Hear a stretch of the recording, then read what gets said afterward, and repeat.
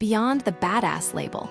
Why single mothers by choice reject regret for autonomy. For decades, the narrative surrounding single motherhood was dominated by stigma, pity, or the trope of the struggling survivor. Today, a growing demographic of women single mothers by choice, SMBC, is rewriting that script. These women are not reacting to crisis or abandonment. They are making deliberate, empowered decisions to build families on their own terms. While society often labels them as feminist icons or badasses, many of these mothers reject such grandiose titles. Instead, they describe a simpler, more profound motivation: the desire to live a life with the least amount of regret. The shift from stigma to intentionality. The journey for SMBCs has evolved significantly over the last 40 years. In 1979, Jane Matz, a New York therapist, found herself pregnant and single after a relationship ended. Despite her background as a camp counselor and babysitter, she underestimated the challenges ahead. More daunting than the logistics was the social backlash. When she attempted to form a support group, she faced direct hostility. Critics told her to her face that her son would become a drug addict or end up in jail, and that her daughter would become promiscuous. It's a known concept now, whereas back then it was like, "Oh, this is shocking."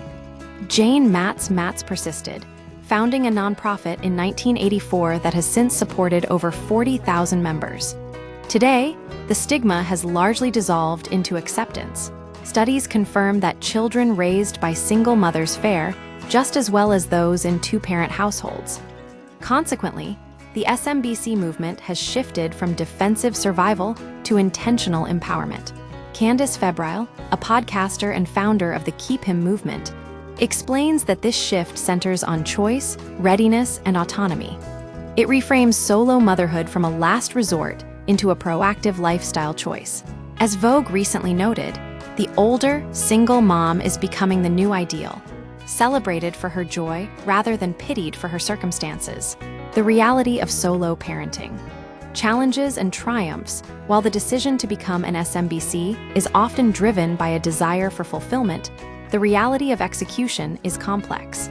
The path typically involves significant financial investment in fertility treatments, emotional resilience during medical procedures, and the logistical burden of raising a child alone. Amy, a 40-year-old real estate agent in New York, exemplifies this resolve.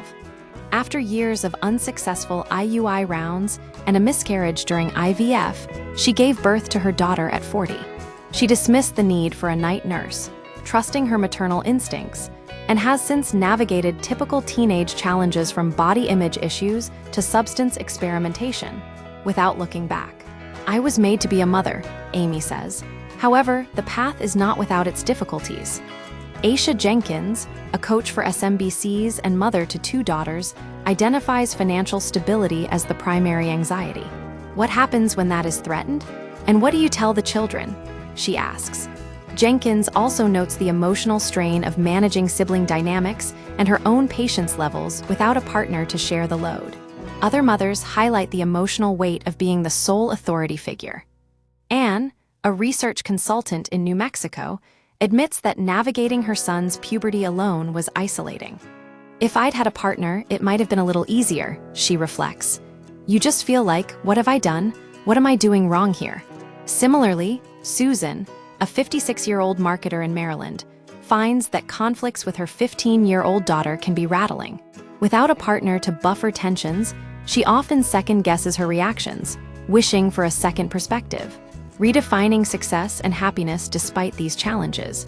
The consensus among long-term SMBCs is that the happiness and empowerment derived from their choice far outweigh the loneliness or difficulty.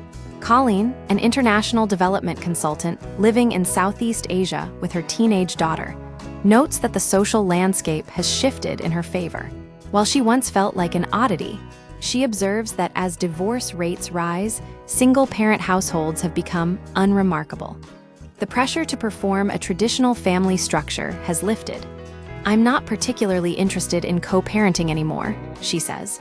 The pressure's off.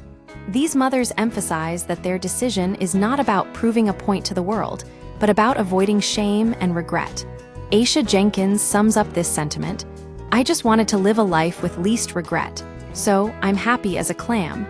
I don't have time to worry about what everybody else is thinking. A new model for the next generation, the impact of this movement extends beyond the mothers themselves, influencing how their children view relationships and independence. Contrary to fears that children might feel abandoned or angry about the absence of a father, most SMBCs report that their children are content and curious, but not resentful.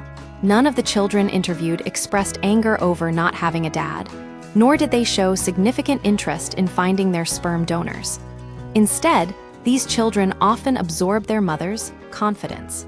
Febrile recounts a moment where her 11-year-old daughter corrected a friend who believed marriage was a prerequisite for motherhood. "You don't have to get married to be a mom," the girl told her peer.